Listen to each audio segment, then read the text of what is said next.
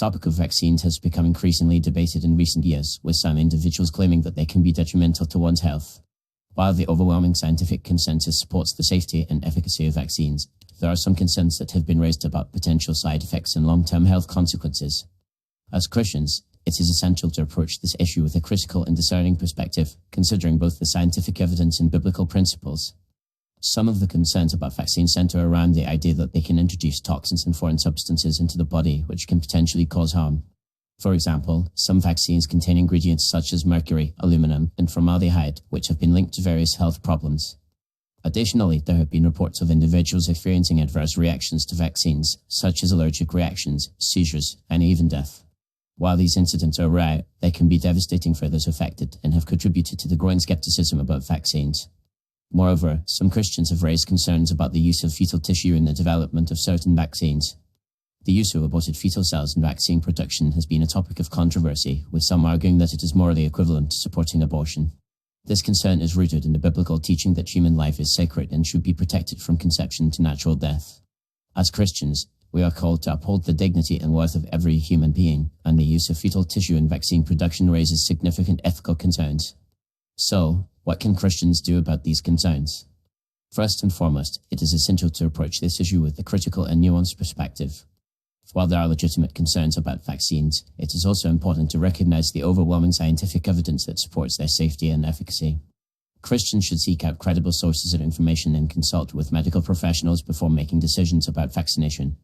It is also essential to consider the biblical principle of loving our neighbors and protecting the vulnerable, which is a fundamental aspect of Christian ethics. One possible approach for Christians is to advocate for vaccine reform, pushing for the development of safer and more ethically produced vaccines. This could involve supporting research into alternative vaccine production methods that do not involve the use of fetal tissue or other morally problematic ingredients. Christians can also work to promote transparency and accountability in the vaccine industry, ensuring that manufacturers are held to high standards of safety and ethics. Additionally, Christians can prioritize natural and holistic approaches to health, focusing on building strong immune systems through healthy lifestyles and nutrition. This could involve promoting healthy eating habits, regular exercise, and stress management techniques, all of which can help to boost the immune system and reduce the risk of illness. By prioritizing preventative care and holistic health, Christians can reduce their reliance on vaccines and promote overall wellness.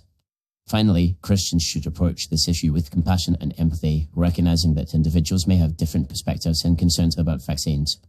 Rather than judging or condemning those who choose not to vaccinate, Christians should seek to understand their concerns and engage in respectful dialogue.